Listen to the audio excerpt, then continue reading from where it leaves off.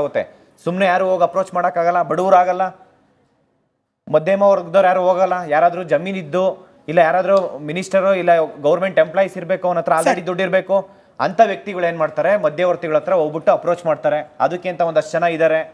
ಮತ್ತು KPSC ಮೆಂಬರ್ಸ್ನ approach ಮಾಡ್ತಾರೆ, politicians approach ಮಾಡ್ತಾರೆ. ನಾನೇ ಒಬ್ಬರು ಮಿನಿಸ್ಟರ್ ಮನೆ ಒಳಗಡೆ ಕೂತಿದ್ದೀನಿ, ನನ್ನ ಮುಂದೆನೇ ಒಬ್ಬ ಕ್ಯಾಂಡಿಡೇಟ್ಸು ಅವ್ರ ಅಪ್ಪನ ಕರ್ಕೊಂಬಂದ ಸೇಮ್ ಕಾನ್ಸ್ಟಿಟ್ಯೂನ್ಸಿ.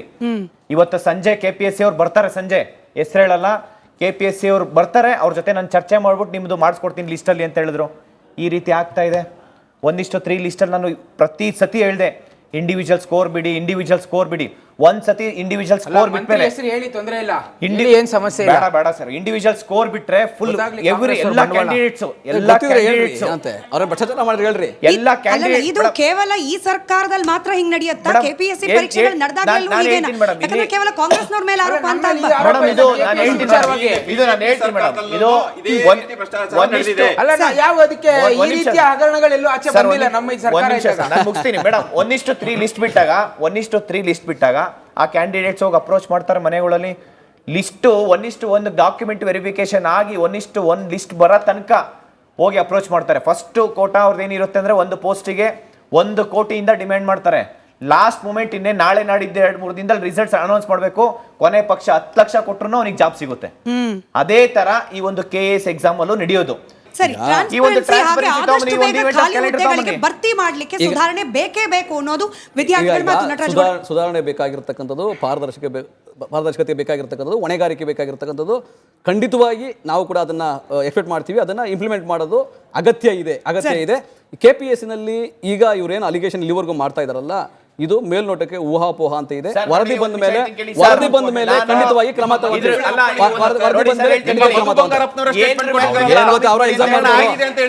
ಅವರ ಎಕ್ಸಾಮ್ ಮಾಡಿದವರು ಅವ್ರಿಗೇನ್ ಗೊತ್ತಿದೆ?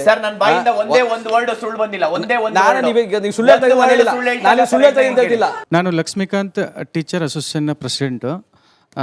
ಈಗ ಇವೆಲ್ಲ ನಾವು ನೋಡ್ಕೊಂಬಂದೀವಿ ಸರ್. KPSC ಭ್ರಷ್ಟಾಚಾರನ ನೋಡ್ಕೊಂಬಂದೀವಿ.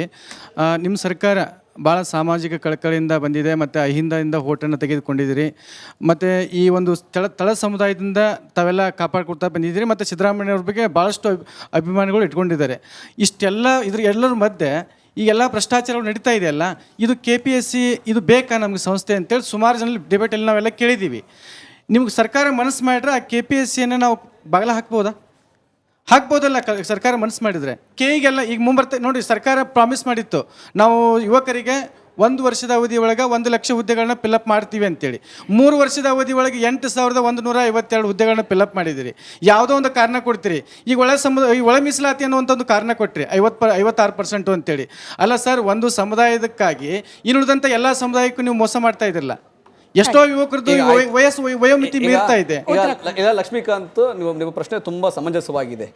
ಖಂಡಿತವಾಗಿ 3 ವರ್ಷದಿಂದ ನೇಮಕ ಆಗಿಲ್ಲ. ಅದಕ್ಕಾಗಿಯೇ 5 ವರ್ಷಗಳ ಕಾಲ ವಯೋಮಿತಿಯನ್ನು ಸಡಿಲ ಮಾಡಿದೆ ಈ ಸರ್ಕಾರ. ಸಿದ್ದರಾಮಯ್ಯನವರು 5 ವರ್ಷಗಳ ಕಾಲ ಸಡಿಲ ಮಾಡಿದ್ದಾರೆ. ಈಗ ಮಾಡಿರೋದನ್ನ ಒಪ್ಕೊಂಡು ನೀವು ಅದನ್ನ ನೀವು ಹೇಳ್ದಂಗೆ ಏನಂದ್ರೆ, ಈಗ 56,000 ನೇಮಕಾತಿಯನ್ನ KPSC ಬದಲಾಗಿ ಅಲ್ಲಿ ಯಾವುದೂ ಕೊಡ್ದಂಗೆ ನೋಟಿಫಿಕೇಶನ್ ಕೊಡ್ದಂಗೆ KE ಮುಖಾಂತರ ಆದರೆ ಪಾರದರ್ಶಕತೆ ಆಗುತ್ತೆ. ನಿಮ್ಗೆಲ್ಲ ಯುವಕರಿಗೆ ಅದ್ರ ಮೇಲೆ ನಂಬಿಕೆ ಇದೆ. ಹಾಗಾಗಿ KE ಮುಖಾಂತರ ಆಗ್ಲಿ ಅಂತ ಹೇಳಿ ನಾನು ಕೂಡ ಸರ್ಕಾರಕ್ಕೆ ಮನವಿಯನ್ನು ಮಾಡ್ತೀನಿ. ಅಥವಾ ಒಂದ್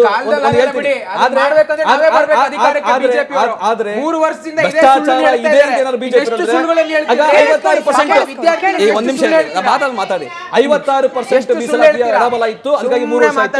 ಇನ್ನೂ ಮುಂದುವರ್ಸೋಣ ಅಂತ ಹೇಳಿ 50% ಮೀಸಲಾತಿಗೆ ಅದನ್ನ ತಗೊಂಡ್ಬಂದಿದ್ದಾರೆ. ಚಾಣಕ್ಯ ಅವರು KPSC ನಿಮ್ದೆ ಚಾಣಕ್ಯ ಅವರು KPSC ಬೋರ್ಡ್ನೇ ಡಿಸಾಲ್ವ್ ಮಾಡೋದು ಮಾತನ್ನ ನಾನು ಎಂಡೋರ್ಸ್ ಮಾಡ್ತೀನಿ. ಚಾಣಕ್ಯ ಅವರು KPSC ಬೋರ್ಡ್ನೇ ಡಿಸಾಲ್ವ್ ಮಾಡೋದು ಇದಕ್ಕೆ ಸೊಲ್ಯೂಷನ್ ಆಗತ್ತಾ ಅಂತ ಹೇಳಿ. ಮೇಡಮ್, ಖಂಡಿತ ಮಾಡಲೇಬೇಕು. ಮಾಡಿಬಿಟ್ಟು ಇದಕ್ಕೆ ಪರ್ಯಾಯವಾಗಿ ಹೊಸ ಬೋರ್ಡ್ ಅನ್ನು ಸ್ಥಾಪನೆ ಮಾಡಲೇಬೇಕು. ಯಾಕಂದ್ರೆ ಈ ಹಿಂದೆ BJP ಸರ್ಕಾರದ ಅವಧಿಯಲ್ಲಿ ಇದೇ ಕಾಂಗ್ರೆಸ್ ವಿರೋಧ ಪಕ್ಷದಲ್ಲಿತ್ತು. ಇವ್ರು ಅವತ್ತು ಬಾಯ್ ಬಡ್ಕೊಂಡ್ರು, ಇವತ್ತು ಇವ್ರು ಬಾಯ್ ಬಡ್ಕೊಂತ ಇದ್ದಾರೆ ಹೊರತು ಇವತ್ತು ಈ ಸಮಸ್ಯೆಗೆ ಒಂದು ಶಾಶ್ವತವಾದಂಥ ಒಂದು ಪರಿಹಾರ ಸಿಗ್ತಾ ಇಲ್ಲ.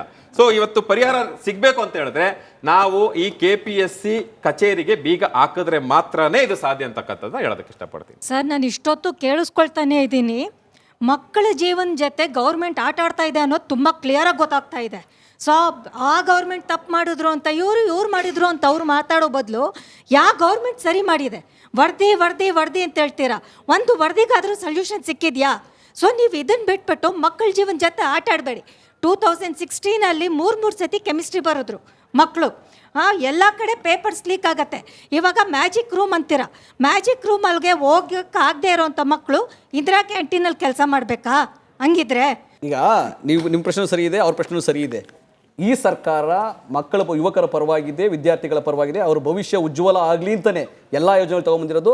ನೀವ್ ಹೇಳ್ತಾ ಇರ್ತಕ್ಕಂಥದ್ದು KPSC ನಲ್ಲಿ ಏನಾದ್ರು ಹಗರಣ ಆಗಿದ್ರೆ ಕ್ರಮ ತಗೊಂತೀವಿ. ಹಗರಣ ಆಗಿದ್ರೆ ಮೇಲ್ನೋಟಕ್ಕೆ ವರದಿ ಬರ್ಲಿ. ಆಗಿದೆ ನೀವು ಆಗೋದಿಲ್ಲ.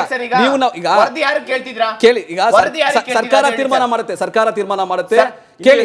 ಕೇಳಿ ಚೀಫ್ ಸೆಕ್ರೆಟರಿ ಯಾವಾಗ ವರದಿ ಕೇಳಿದ್ದಾರೆ ಅವಾಗ ಗಂಭೀರತೆ ಇದೆ ಅಂತ ಅರ್ಥ. ಸರ್ಕಾರ ಗಂಭೀರತೆ ಇದೆ ಅಂತ ನೋಡಿ. ಅವರ ವರದಿ ಯಾರೇ ಕೊಡ್ಲಿ, KPSC ವರದಿ KPSC ವರದಿ ಕೊಟ್ಟರು ಕೂಡ ಅದನ್ನ ಕೇವಲ ಅದನ್ನೇ ನಂಬಿಕೊಂಡು ಏನು ಕೆಲಸ ಮಾಡಲ್ಲ. ಸರ್ಕಾರ ತೀರ್ಮಾನ ಮಾಡುತ್ತೆ, ಆ ವರದಿ ತೆಗೆದುಕೊಂಡು ಆಮೇಲೆ ತೀರ್ಮಾನ ಮಾಡುತ್ತೆ. ಕೇವಲ ಊಹಾಪೋಹಕ್ಕೆ, ಯಾಕಂದ್ರೆ ಬಿಜೆಪಿ ಸರ್ಕಾರದಲ್ಲಿ ಭ್ರಷ್ಟಾಚಾರ ಇತ್ತಲ್ಲ, ಅದು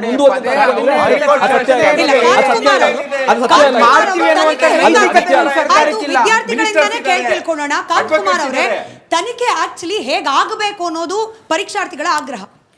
ಮೇಡಮ್, ಇಲ್ಲಿ ನಾನು ಮಾನ್ಯ ಗೃಹ ಸಚಿವರು ಪರಮೇಶ್ವರ್ ಸರ್ ಒಂದು ಮಾತು ಹೇಳಿದ್ರು. ಹೌದು, ಇದು ತನಿಖೆ ಆಗ್ಬೇಕಂದ್ರೆ KPSC ಏನೇ ತಪ್ಪು ಮಾಡಿದ್ರು ಕೂಡ ಒಂದು ಚೇರ್ಮನ್ ಹೊಣೆ ಆಗಬೇಕು, ಇಲ್ಲ ಸೆಕ್ರೆಟರಿ ಹೊಣೆ ಆಗಬೇಕು ಅಂತ ಹೇಳಿದ್ರು. ಈಗ KPSC ಅವ್ರು ತಪ್ಪು ಮಾಡಿದ್ದಾರೆ, ಕರೆಕ್ಟ್ ಅಲ್ಲ ಮೇಡಮ್? ಈಗ ಚೀಫ್ ಸೆಕ್ರೆಟರಿ ಮೇಡಮ್ ಏನು ಹೇಳಿದ್ದಾರೆ, ವರದಿ ಕೊಡಿ ಅಂತ ಕೇಳಿದ್ದಾರೆ. KPSC ತಪ್ಪು ಮಾಡಿದ್ರೆ ಯಾರು ಅಲ್ಲಿ ಹೊಣೆ ಆಗ್ತಾರೆ? KPSC ಏನೇನೇ ತಪ್ಪು ಮಾಡಿದ್ರು ಯಾರು ಹೊಣೆ ಆಗ್ಬೇಕು ಅಂತ ಇಲ್ಲಿ ಮಾನ್ಯ ಗೃಹ ಸಚಿವರು ಏನು ಹೇಳಿದ್ರು ಮೇಡಮ್? ಒಂದು ಚೇರ್ಮನ್ ಹೊಣೆ ಆಗಬೇಕು, ಇಲ್ಲಾಂದ್ರೆ ಸೆಕ್ರೆಟರಿ ಅವ್ರು ಹೊಣೆ ಆಗಬೇಕು ಅಂತ ಹೇಳಿದ್ರು. ಈ ಕಡೆ ಬಂದ್ರೆ ಚೀಫ್ ಸೆಕ್ರೆಟರಿ ಅವರು ವರದಿ ಯಾರಿಗೆ ಕೇಳಿದ್ದಾರೆ ಮೇಡಮ್? ಇಲ್ಲಿ ಸೆಕ್ರೆಟರಿ ಅವರಿಗೆ ವರದಿ ಕೇಳಿದ್ದಾರೆ. ತನಿಖೆ ಯಾರಿಗೆ ಮಾಡಬೇಕು? ಒಂದು ಗೃಹ ಸಚಿವರು ಬರೀ ಸ್ಟೇಟ್ಮೆಂಟ್ ಮಾಧ್ಯಮದ ಮುಖಾಂತರ ಹೇಳ್ಬಾರ್ದು, ಪೇಪರ್ ಸ್ಟೇಟ್ಮೆಂಟ್ಸ್ ಆಗ್ಬಾರ್ದು. ಅವ್ರು ಇಮಿಡಿಯೇಟ್ ಏನು ಮಾಡಬೇಕಾಯ್ತು, ನಾನು ಆಕ್ಷನ್ ತಗೊಂಡು SIT ತನಿಖೆ ಕೊಡ್ತೀನಿ ಅಂತ ಹೇಳ್ಬೇಕಾಯ್ತು. ಅವ್ರು ಅದನ್ನ ಮಾಡಿಲ್ಲ. ಆಯ್ತು, ಮಾನ್ಯ ಮುಖ್ಯಮಂತ್ರಿ ಸಿದ್ದರಾಮಯ್ಯ ಸರ್ ಇಷ್ಟೆಲ್ಲ ಸ್ಟೇಟಲ್ಲಿ ಇಷ್ಟೆಲ್ಲ ಆಗ್ತಾ ಇದೆ, ಇಷ್ಟೆಲ್ಲ ನ್ಯೂಸ್ ಚಾನಲ್ ಆಗ್ತಾ ಇದೆ, ಇಷ್ಟೆಲ್ಲ ಹಗರಣ ಆಗ್ತಾ ಇದೆ, ಅವ್ರು ಏನ್ ಮಾಡ್ಬೇಕಾಯ್ತು? ಹೈಕೋರ್ಟ್ ಜಡ್ಜ್ ಮುಖಾಂತರ ಒಂದು ಕಮಿಟಿ ರಚನೆ ಮಾಡ್ಬಿಟ್ಟು ತನಿಖೆ ಮಾಡ್ಬೇಕಾಯ್ತು. ಅದ್ರ ಹೊರತು ಸರ್ ಹೇಳ್ತೀನಿ ಕೇಳಿ, ಒಂದ್ ನಿಮಿಷ. ಈಗ ನೀವು ನಿಮ್ಮ ಅಭಿಪ್ರಾಯ ಸರಿ ಇದೆ, ನಿಮ್ಮ ಅಭಿಪ್ರಾಯ ಸರಿ ಇದೆ ಸರ್. ಒಂದ್ ನಿಮಿಷ ಹೇಳೋದ್ ಕೇಳಿ. ಒಂದ್ ನಿಮಿಷ ಹೇಳೋದ್ ಕೇಳಿ. ಆಯ್ತು, ನಮ್ ಸ್ಟೇಟ್ ಅಲ್ಲಿ ಯಾರ ಮೇಲೂ ನಂಬಿಕೆ ಇಲ್ವಾ? ಬೇರೆ ಸ್ಟೇಟ್ಸ್ ಅಲ್ಲಿ ಯಾರಿದ್ದಾರೆ, ಅಟ್ಲೀಸ್ಟ್ ಹೊರಗಡೆ ಸ್ಟೇಟ್ಸ್ ಅಲ್ಲಿ ಒಂದು IAS ಆಫೀಸರ್, ಅಲ್ಲಿರೋ ಒಂದು ಅಧಿಕಾರಿಗಳನ್ನ ತಗೊಂಬಂದು ಇಲ್ಲಿ ತನಿಖೆ ಮಾಡ್ಬೋದಾಯ್ತು ಸರ್ಕಾರ. ಒಂದ್ ನಿಮಿಷ ಇರಿ, ಅದು ಆಗಿಲ್ವಾ? ಸೆಂಟ್ರಲ್ ಗೌರ್ಮೆಂಟ್ CBI ಇದೆ, IB ಇದೆ, ನಿಮಗೆ ಇದೆಲ್ಲ CBI ತನಿಖೆ ಕೊಡ್ಬೋದಾಯ್ತು ನೀವು. ಕೇಳಿ, ಈಗ ಇಷ್ಟು ತನಿಖೆ ಹೇಳ್ತೀನಿ ಸರ್. ಸೇಮ್ ನೀವು ಅದೇ ರಿಪೀಟ್ ಆಗಿದೆ. ಏನ್ ಗೊತ್ತಾ ಕಾಂತಕುಮಾರ್, ಕೇಳಿ, ರಿಪೀಟ್ ಆಗಿಲ್ಲ. ಒಂದ್ ನಿಮಿಷ ನೀವು ಹೇಳ್ತಾರಲ್ಲ, ನಾನು ನಿಮ್ಮ ಮಾತಿಗೆ ನಾನೇನು ವಿರೋಧ ಜಾಸ್ತಿ ಇಲ್ಲ, ಸಹಮತ ಏನಿದೆ ಗೊತ್ತಾ? ಒಂದು ವರದಿ ಬಂದ ಮೇಲೆ ತೀರ್ಮಾನ ಮಾಡಿ, ಭ್ರಷ್ಟಾಚಾರ ಜೊತೆಗೆ ಕಾಂಪ್ರಮೈಸ್ ಇಲ್ಲ, ನಂಬರ್ 1. ನಂಬರ್ 2, ನೀವು ಹೇಳ್ತಾ ಇರೋ ಮಾತು ಇಲ್ಲಿವರೆಗೂ ಏನು ಗೊತ್ತಾ, ನಿಮಗೆ ಒಂದು ಕಲ್ಪನೆ ಇದೆ, ಆ ರೂಮಲ್ಲಿ ಯಾರೋ 10 ಜನ ಪಾಸ್ ಆಗಿಬಿಟ್ಟಿದ್ದಾರೆ, ಆಗಿ ಪಾಸ್ ಆಗಿರೋದಕ್ಕೆ ನಿಮಗೆ ಅಲ್ಲಿ ಅನುಮಾನ ಬರ್ತಾ ಇದೆ, ಪಾಸ್ ಆಗಿರೋದಕ್ಕೆ ಅನುಮಾನ ಬರ್ತಾ ಇದೆ.